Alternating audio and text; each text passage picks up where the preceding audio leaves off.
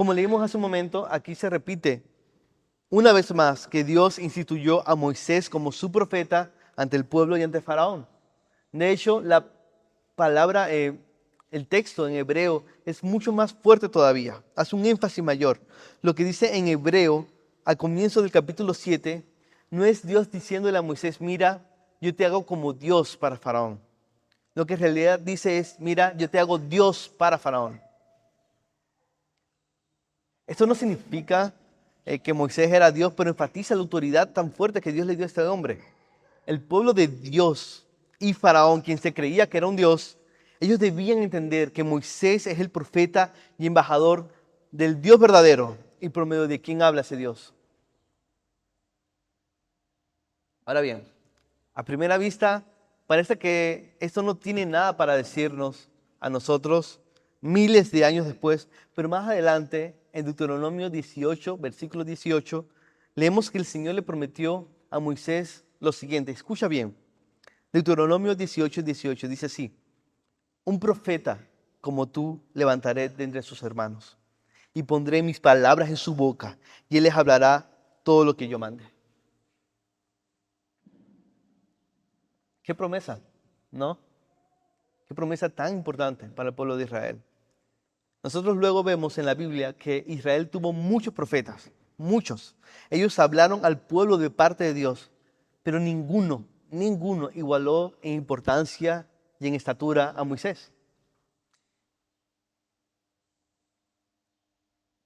Es por eso que esta promesa se convirtió en el fundamento de una expectativa en el pueblo judío por un profeta a la altura de Moisés, un profeta con P mayúscula, por decirlo de alguna forma.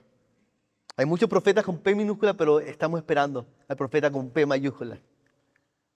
Y ahora bien, algo clave en el mensaje del Evangelio es que Jesús es el cumplimiento de esa promesa. El apóstol Pedro habla de esto en Hechos capítulo 3, versículo 21 al 24. Luego les vamos a compartir el bosquejo para que lo tengan y puedan estudiar este texto en su casa. En Hechos 3, 21 al 24, Pedro es guiado por el Espíritu Santo y afirma que Jesús es el profeta con P mayúscula al que Moisés nos apunta. Alguien que en realidad es incluso mayor que Moisés.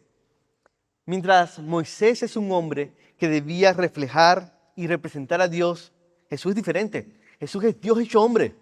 Colosenses capítulo 1, versículo 15 al 16 nos dice que Jesús es la imagen del Dios invisible y que en Él fueron creadas todas las cosas.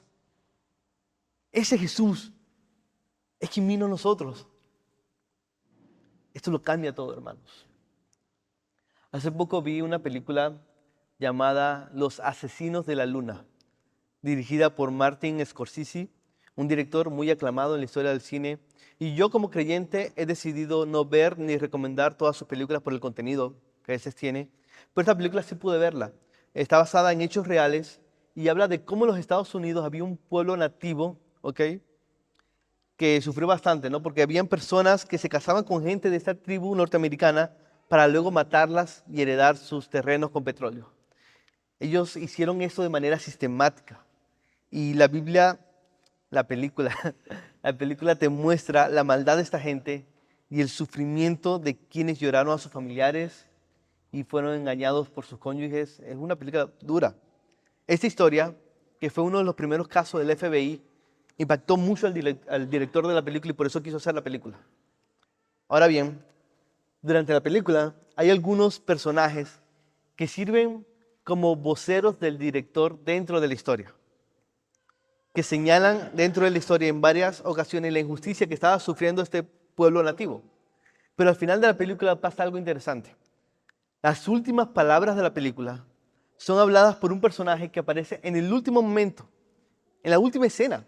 Y sin decirte el final de la película, las palabras de este personaje te hacen sentir el peso del mensaje que el director quiere transmitir. Si sabes sobre cine, cuando veas esa escena, te vas a dar cuenta de que ese personaje es interpretado por el mismo director de la película. Sabemos que este hombre no podía evitar involucrarse de manera íntima con su obra. No puede evitar involucrarse con la historia de sufrimiento y maldad que está narrando.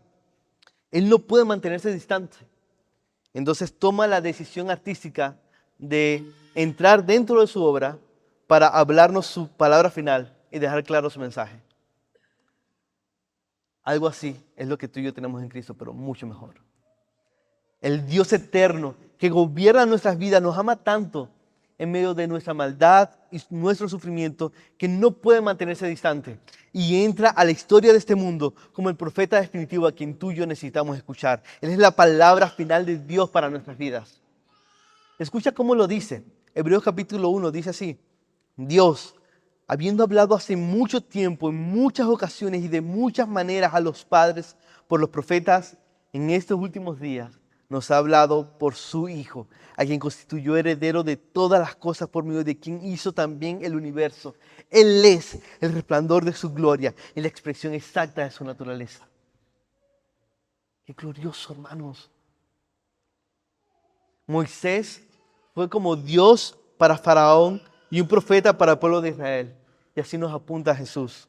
Él es Dios para nosotros y es el profeta final y definitivo de parte de Dios. Él es Dios hecho hombre por nosotros y para nuestra redención. Y entonces viene una pregunta importante. Si el pueblo de Israel debía combatir su amnesia espiritual, recordando que Dios le habló por medio de Moisés, ¿cuánto más nosotros deberíamos recordar que Dios nos ha revelado su palabra final en Jesús?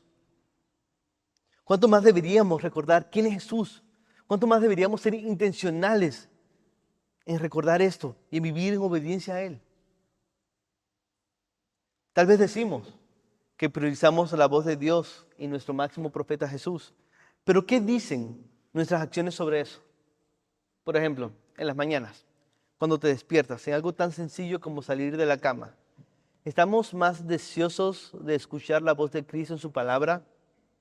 ¿O de ver, por ejemplo, nuestro teléfono para escuchar primero las voces del mundo y las voces de otras personas que nos dicen qué debemos hacer y qué tenemos que hacer? ¿O cuando estamos en una situación difícil, acudimos a la palabra de Dios en primer lugar para buscar dirección y consuelo? ¿O buscamos primero consejo en cualquier otra parte? Quiero que te preguntes, ¿cuál es la voz que priorizas en tu vida?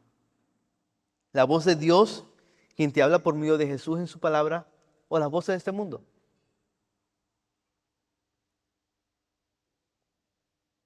No busques en las voces de este mundo la sabiduría, el gozo y la paz que solo la voz de Dios puede darte en medio de tu desierto y en cualquier otra circunstancia.